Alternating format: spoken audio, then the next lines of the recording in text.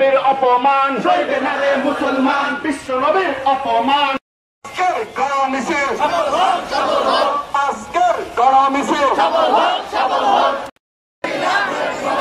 নেতা তোমার নেতা বিশ্ব নবীর বিরুদ্ধে আমরা সবাই আসছে না